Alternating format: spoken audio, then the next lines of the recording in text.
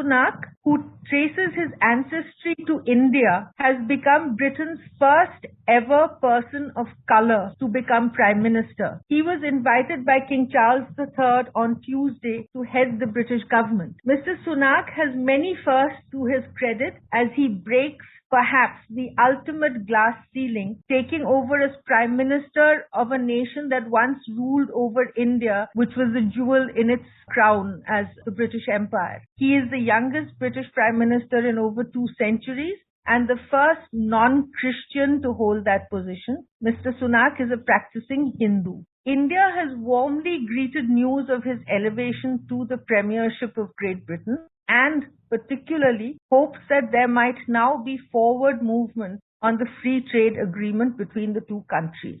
Ambassador Bhaswati Mukherjee joins us this evening to explain what Mr. Sunak's premiership could mean for the bilateral relationship and hopefully for the stabilization of the global economy. Good evening, Ambassador Mukherjee. Good evening, Nilüfer. Why is Mr. Rishi Sunak's elevation to the premiership of Britain important? And what does it mean beyond the symbolism in real terms for both Britain and for India and the bilateral partnership? His elevation, in my perspective, is very rich in symbolism because let us not forget that India has traveled a long journey from 1757, Battle of Plassey, to a couple of days ago in October 2022 when somebody of Indian origin has moved into 10 Downing Street. Moreover, let us not forget that if the empire was good news for the white inhabitants of the United Kingdom, the empire brought tragedy, Jallianwala Bagh, the Great Bengal Famine where 3 million died, and many other things, including the loss of the Kohinoor,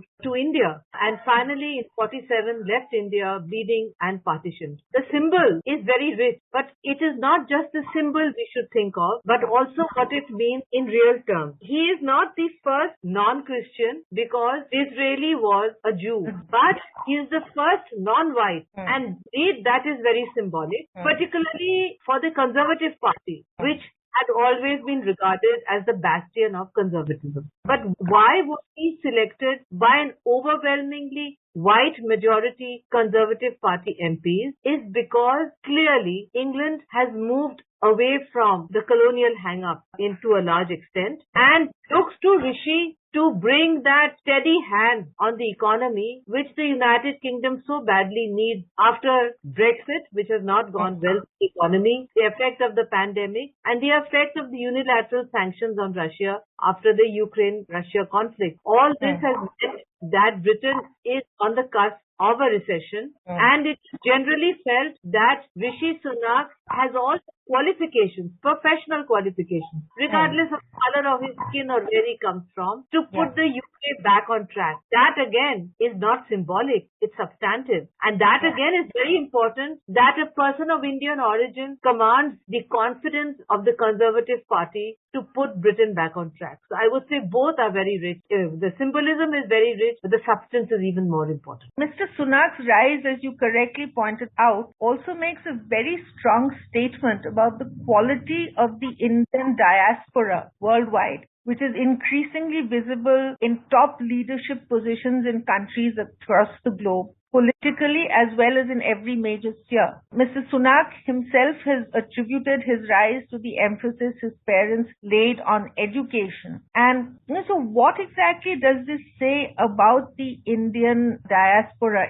Is it because, why is it that they can rise to these kinds of leadership positions and do so well globally? Absolutely. Our Indian diaspora actually are an example of how they have seamlessly adopted the country, their new country of adoption, how they have been able to blend with the social customs while at the same time keeping up the traditions which they learned as Indians, hard work, honesty, integrity, education, family values. In the case of Mr. Rishi Sunak, he was brought up on Sanatan Dharma. He had a simple upbringing, and he and his wife, although they are both very, very rich, would like the same for their own children. These are Indian values which the diaspora has brought to every corner of the world where they are diaspora. And the Indian diaspora today, the second largest, I'm told, after China, is one of the diasporas which have never attracted any adverse comment at all, because they work very hard, they climb up, they have excellent academic and professional qualifications, and they bring a lot of profit to their new countries, which is why, for instance, in the UK, the Indian diaspora is today very powerful, and Rishi Sunak himself is a proud representative of the Indian diaspora. His grandparents immigrated from undivided India, Punjab, and then thereafter made their way into the UK, and he's born a British citizen. But no doubt he comes with all the richness of India's culture and civilization, and that is going to hold him in good stead in the months and years to follow. Our Prime Minister Narendra Modi ji has called Mr. Sunak a living bridge between our two countries. Now, how do you believe, is it going to afford the bilateral relationship any special benefits, do you feel? I think that the bridge between the two countries, which is so appropriate and what our Prime Minister has said, is to show that Mother India remains interconnected with her children. The diaspora are the children of Mother India. Many of them went as indentured labor and then rose to leadership positions all over the world, or in United Kingdom, where they have really made an impact. So I think the bridge is the bridge between the two countries. Then the bridge is the bridge between India's children and Mother India. As far as Rishi Sunak is concerned,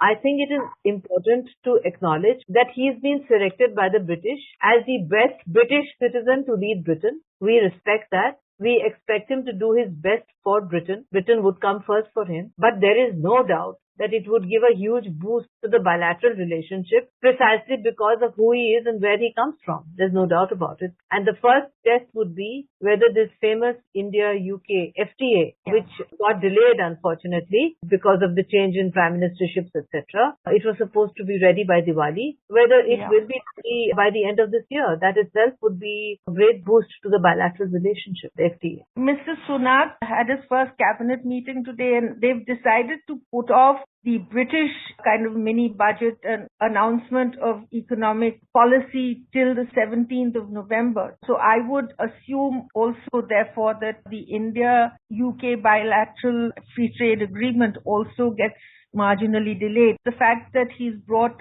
Suella Braverman back as the Home Secretary for Britain, do you think that, given somewhat unfortunate comments she made recently, do you think that that might sort of be a little bit a small hurdle perhaps in the relationship, or do you think that now things will be moving a lot smoother? I don't think it will be a hurdle because, for one thing, she will be much more careful in her public utterances. She has been brought in by the new Prime Minister because she is close to the right-wing conservative fringe of the Conservative Party. He has brought in a junior minister for immigration. So immigration has been taken away from her. The minister is going to handle immigration and immigration issues. And the FTA is at an advanced stage of negotiation between the Ministry of Trade and Commerce of the two countries. So the Home Secretary of UK has no role to play. As far as the Mobility Pact is concerned, on which she made some rather unpleasant remarks, off the cuff I do hope, this has really no impact because the British side is very well aware that you cannot have a free trade agreement with an economy of India's size, which has overtaken the UK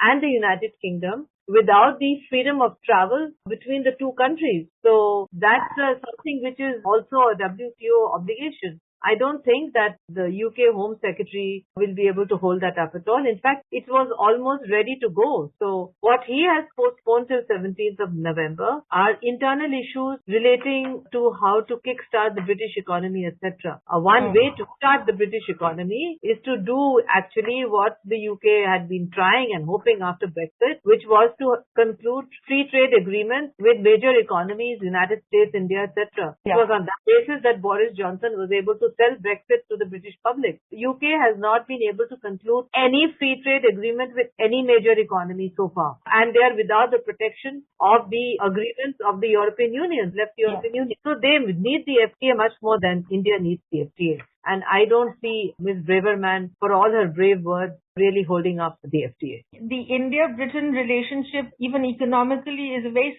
strong one. And how do you think both countries would particularly benefit from this particular FTA? Of course, as you said, Britain stands to gain perhaps more than even India. But the fact that Britain is a P5 country, and how will this FTA really move things along in terms of, would it particularly help investments or services? Where effect provide the most visible effects? One of the impediments to the FTA in the first instance was the fact that both Britain and India are service economies. That's our strength. And that is exactly why the British negotiators were reluctant to give any space on services. That's been sorted out. India is one of the largest investors in UK, and Indians own more real estate today in London than any other foreign community. Moreover, we've taken over some very well-known British brands. But what we can benefit from the UK are in those niche areas of technical expertise,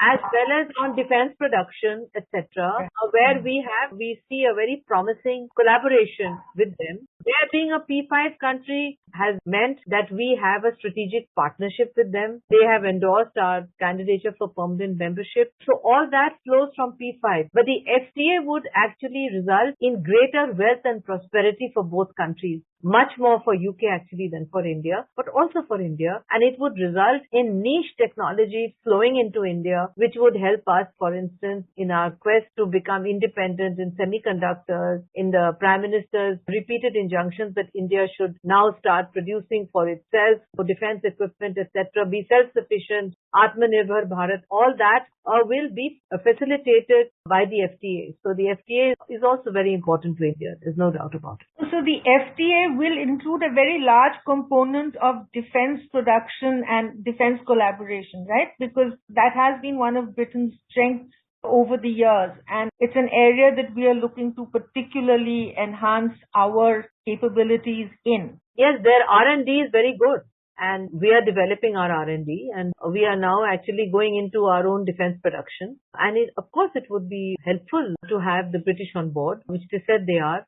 And there are many other ways in which we can, for instance, share our expertise, for instance, in third countries, Africa, for instance. And there are many, many ways in which we can collaborate. Once these artificial trade barriers are removed, the two countries can move ahead together. And I'm confident that if not by the end of the year, by very early next year, I think it was almost ready for Diwali actually. So nothing to stop us from doing it, let's say by 26th January next year for our Republic Day. You've been involved in a lot of the negotiations for free trade agreements with major European countries and with the European Union. So is it different, or are there large elements that are similar to the standard format of a free trade agreement? When we were negotiating the India-EU FTA, it's called the BTIA actually, one of the impediments actually, ironically, was the UK. Because the UK did not want the European Union to make concessions on services because they are a service-strong economy like India. Nor did they want any concessions on mobility because of the concerns which Ms. Braverman rather undiplomatically articulated. So their departure from the EU has facilitated and kick-started negotiations on the India-EU BTIA, which is very ironical. At the same time, what held them up in EU has now been removed bilaterally because they no longer have the protection of the European Union. They need to have the FTA. So they are ready to make concessions which they were not ready to do when they were negotiating with India as a bloc. Now that they are negotiating bilaterally, they cannot hide behind the bloc. They have to accept they are a service economy, we are a service economy. There has to be give and take on both sides. Why should just India give?